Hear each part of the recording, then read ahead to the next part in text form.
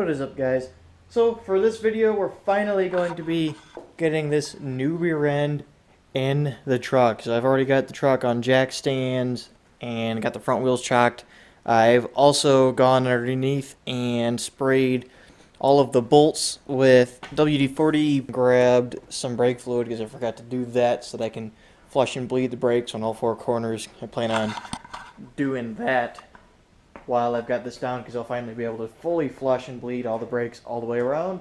And those I had in the house, those are new U-bolts. And then I got these.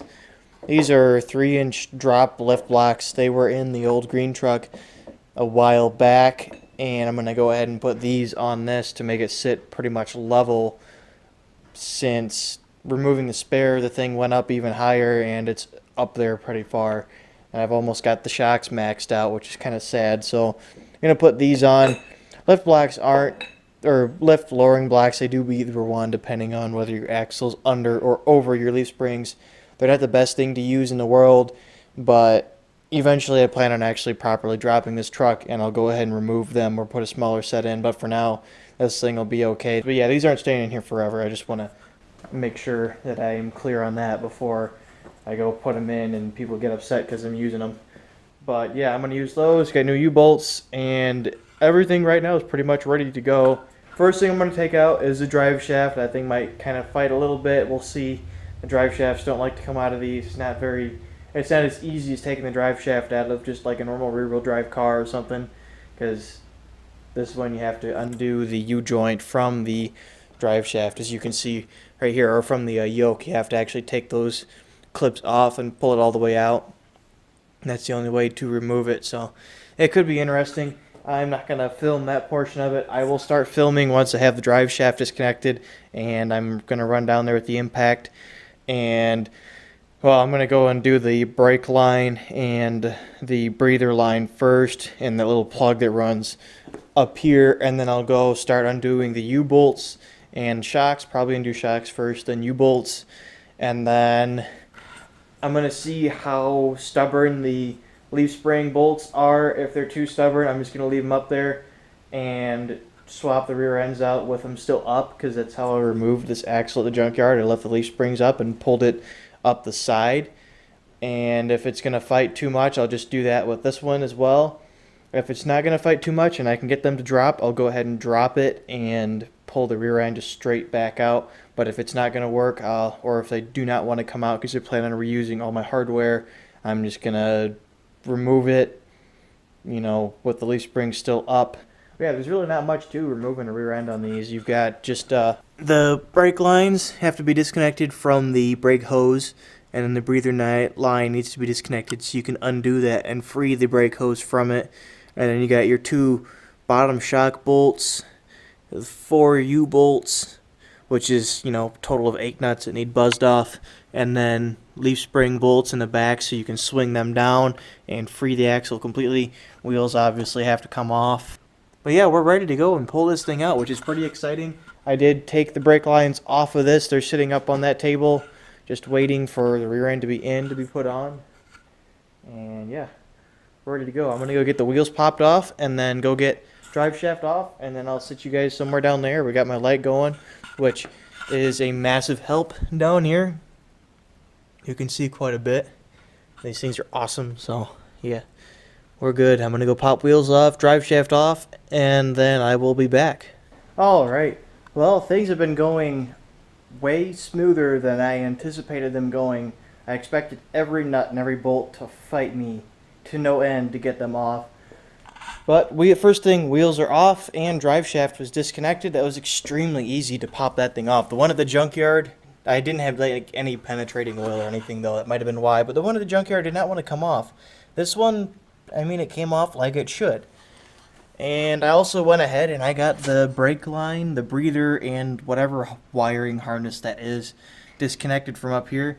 I got the brake hose and that little wire plug and little metal housing it attaches to stuffed up on top of the fuel tank.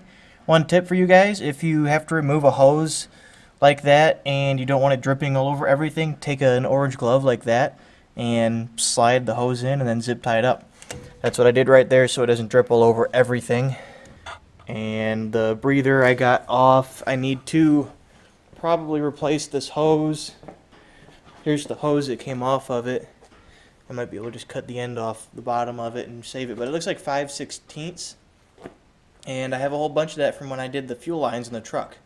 So I may be able to pop that fitting out of the end of it, the breather fitting, and that clip off of it and replace it. And I'd have to run to the auto parts store tomorrow. This little metal fitting with the barb on it is the breather that the hose attached to. And then there's the two little things that hold the U-joint in, and all my lug nuts are in there just to keep everything safe. So, yeah, I didn't film any of that because I was just on a roll and you guys wouldn't have been able to see much anyway. But yeah, all that's off, which means that all that is left to do is e-brake cables, shocks, and U-bolts, and leaf springs, as long as the leaf springs will actually cooperate. So I think next I'm going to go try to get the e-brake cables off because I'm kind of dreading that and I just want to get it over with.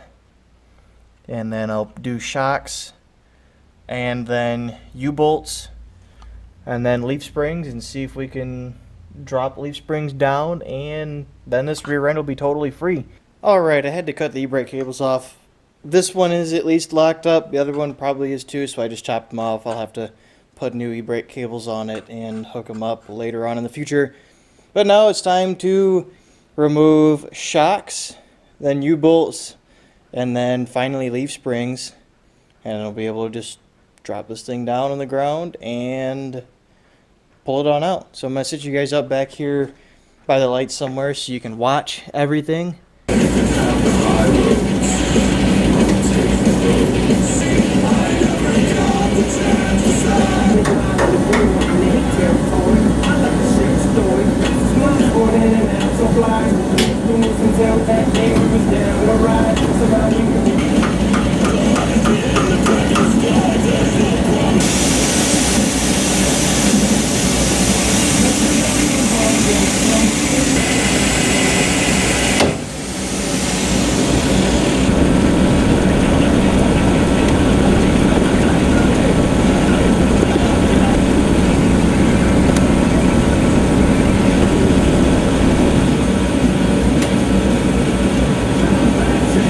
Okay, as you guys may have seen, you may not have, I don't know if I'm going to include that part of this in the video or not, but at least the passenger side leaf springs are not going to drop no matter what I do without removing the 4 shackle mounts from the frame, and I really don't want to do that because it's very likely that those bolts would have to be cut out and replaced, and all that stuff's going to get replaced when I go and do the lowering kit anyway, so I don't want to touch it right now.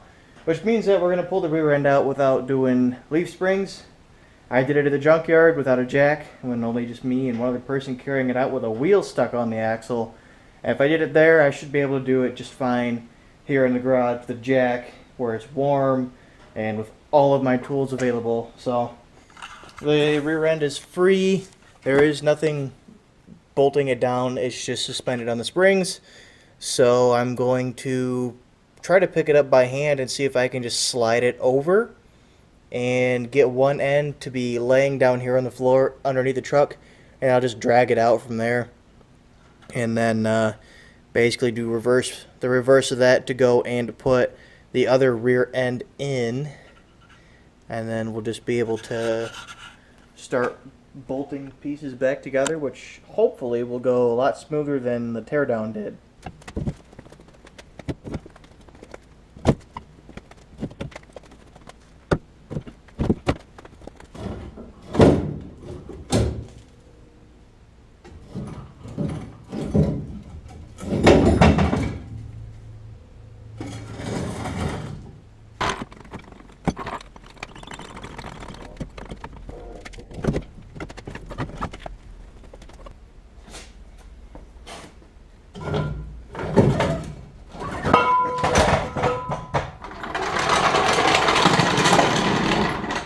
Well, it's out of there. The rear end is 100% out of the truck. There it is.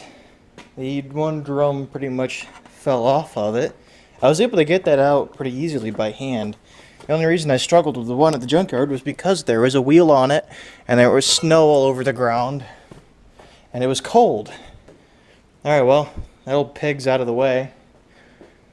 I think I'm probably going to sweep out down there first before I go and start putting that rear end in.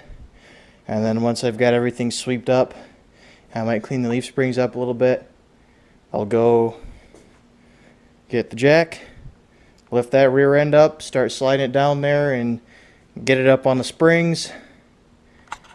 And then we'll be able to start bolting this thing back together. I need to get those lift blocks, or lowering blocks I guess, on this truck put on, but I'm going to wait till the axle's on the springs and centered, and then I'll just lift the axle up on top of those and probably do U-bolts first and then shocks, and then once U-bolts and shocks are done, I'll start doing all the little stuff. I'm kind of out of breath. That thing, I mean, it wasn't that bad, but it wasn't easy either. That thing's heavy. That thing probably weighs about half as much as I do. Oh well. Bye-bye. Maybe we'll hang on to that though and weld it or something. And in the future, if I feel like doing other things, to maybe if I get another truck, or maybe even this one, I'll have a welded diff to go stick in it.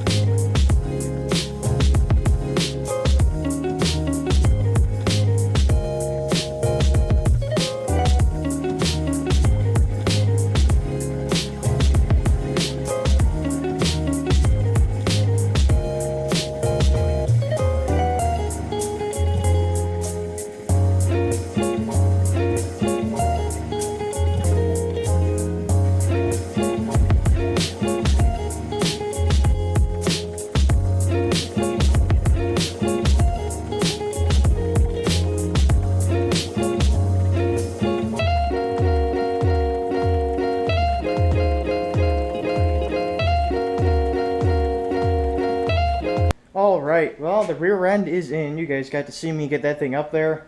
And I got the lift blocks, or lower, why do we keep calling them lift up blocks? Damn it. The lowering blocks and the new U-bolts on. So the rear end is officially bolted to the truck. So from here, I need to get the shocks bolted in. And I need to get the drive shaft up and bolted on. And then I need to just get that wiring harness plugged in back there. I need to pull that metal thing off. I was going to do that before I put it in, damn it. Oh well, I need to get that old one off and put one from this truck attached to it, plug it in, and then attach the brake line and the breather. And then I need to bleed the brakes, and then just stick the wheels back on and lower it down, and then it'll be ready to drive. There is snow on the ground, and I could go do donuts, but my dad's car is parked over there, my mom's car is parked over there, and I have nobody to help me move cars around so I can get out of here, so we won't be able to go do anything with it tonight. I won't even be able to go test drive it, which really sucks. But we will go out tomorrow or sometime and test it out, do some burnouts, do some skids, we'll do something. It's unfortunate I won't be able to go out tonight because there's a bunch of fresh snow all over the place, but we'll get this thing done, we'll get it set on the ground, and we will get to see the truck sit level for the first time ever, which will be nice. I'm looking forward to, oh shit, get out of my way. I'm looking forward to seeing it sitting really nice and flush, the back end with the tailgate off, the spare tire out, no more cap on the back of it and everything. it was sitting so high up, like it was ridiculous, and it looked really weird because the front sat, right there, but the back was like all the way up here, and the front's actually sitting up a little bit because of where I have the jack stands. When I set it down, it squatted back just a little bit. But yeah, wow, I'm kind of out of breath torquing those things down and everything. And it's a little bit too warm in here actually, which I guess is a good problem. But the reason I stopped, I would have kept going, but the GoPro battery is getting a little bit low. I want to make sure that it's going to make it till the end. So I'm going to take it in the house, plug it into the charger, and then I'm going to go and get the drive shaft up, see how long that takes. And then I may grab the camera, bring it back out after just doing that. Or if that goes pretty quick, I'll go ahead and do the shocks and maybe get that harness plugged in. We'll see. I just want to make sure I give the camera like 30 minutes or so to charge. And yeah, this has gone way smoother than I expected it to so far. I expected it to be an absolute pain in the butt to get that rear end in there, especially since I didn't get to drop the leaf springs, but it was actually really, really easy. I've been really surprised so far, and getting it to line up and everything was easy. So yeah, the hardest thing about this whole thing was just getting the brakes done. Everything else, like swapping the rear ends out, getting the old one off, putting the new one in, has gone really, really well so far. So hopefully it keeps up. If not, well, we'll just have to figure it out and move on. So I'm going to go run in the house, plug this thing in, maybe use the bathroom, clean my hands up, maybe grab something to eat, and then come out here and get the drive shaft, a couple other things done, and then give you guys another update and maybe do a little bit more work in front of the camera, and then we'll be able to set this thing down and see how she sits. Okay, I'm actually almost completely done. I had to run back into the house and grab a few things, and as I was down there, the camera beeped, meaning that it was full, which worked out pretty well. But I had to run back inside and grab the roll of line because I had that brake line block flipped backwards, and one side's longer than the other. So the lines I made, the one on the short side, I was able to scrunch up and make fit just fine. It actually fit better than it did when it was pulled the other way. But this one I got to redo and make a new one. So I got the roller brake line there. I'm going to just lay it out and follow the same shape this thing has pretty much, but just have it stick like an inch longer. But I also grabbed some 5/16 hose, fuel hose I had left over from repairing the fuel lines on this truck from the basement, and I grabbed a hose clamp as well right there, so I can use that for the breather. I'm going to grab the breather cap off of this old one and stick that on this new one because that hose is all rotted and nasty, and since I'm down there and I got it off, might as well replace it. But I got the shocks bolted up. As you can see, I got this line right here attached, the breather fittings right there, brake hose is attached, that metal bracket, I don't know how well you guys can see all the way back there, that metal bracket is attached. So everything is done except for the breather and the passenger side line. And the drive shaft is also up and bolted down all tight. You guys probably can't see anything because those lights are going to glare real bad, but it's up. It went in just as easy as it came out pretty much, which was very easy. And yeah, this whole process has gone really well. The only thing I'm worried about now is brake lines leaking. Hopefully they don't. I don't think they will, but we'll see how well of a flaring job I did. If they leak, I'll just go to the parts store and buy the pre-flared lines, and they'll be a little bit off on length, but I'll just make them fit and use those, and then we'll be good to go. That's the only issue I see myself running into is brake lines leaking. Hopefully that doesn't happen, but we'll see. But yeah, everything's pretty much ready to go. I've just got to make a brake line and attach breather hose and then bleed the brakes out, and that's it. Everything else is finished. I can bleed the brakes out in the back and do all that, and then set it on the ground with some wheels on it, see how it sits, and hopefully, well, tomorrow I'll end up driving it to work, but I want to drive it around for a little bit before I try taking it to work and make sure the thing's not just going to collapse and fall apart on me while I'm headed over there. But yeah, I'm excited. This is awesome. I'm really, really happy with how this whole thing has gone, and really looking forward to being able to do some two-wheel peels and having proper working brakes and upgraded brakes. That's a nice thing to have as well. Everything in the rear end is going to be totally new, and I won't have to worry about it for a while, hopefully.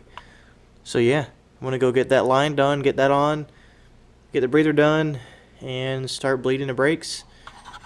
And then it'll be time to set it on the ground. Alright, everything is finished. I got the brakes completely bled. I have a towel sitting down there because I thought I was leaking at one of the fittings, but I don't think I am. I'm going to let it sit down there overnight and see if it catches any drips from the brake hose junction. And then I'll check it tomorrow at the cylinder fittings as well. One was leaking down there for a little while, but it stopped after I tightened it down some more. So we'll just have to go look and see if it does leak out of like one line. I'll just go to the hardware, or not the hardware store, the parts store, and buy a pre-made line that's about long enough to run all the way over and mend it, and may use that. But hopefully the lines I made will work. And I got everything bled, went in, pushed the pedal, and it's not like it's spraying or squirting. There's the only thing I'm going to get is like a slow seep as far as I can tell. But I'll just have to let it sit overnight, see if anything comes out, and then drive it for a day or two, and then go down and look again and see if there's anything coming out. But everything else is done. I got the wheels on, and I guess it's time to jack it up, get the jack stands out, and set it back down and see what it looks like. So I'm going to set the camera up here on the Grand Dam or something so that you guys can watch me drop it and see the height difference that it has, because it's going to be a pretty big height difference. Hopefully it doesn't sit lower in the back than the front, but we'll just see, I guess.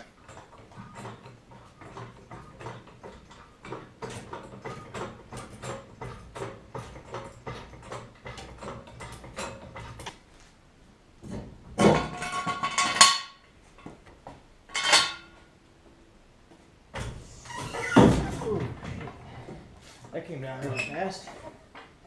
Oh yeah, nice and level. I love that. That's awesome.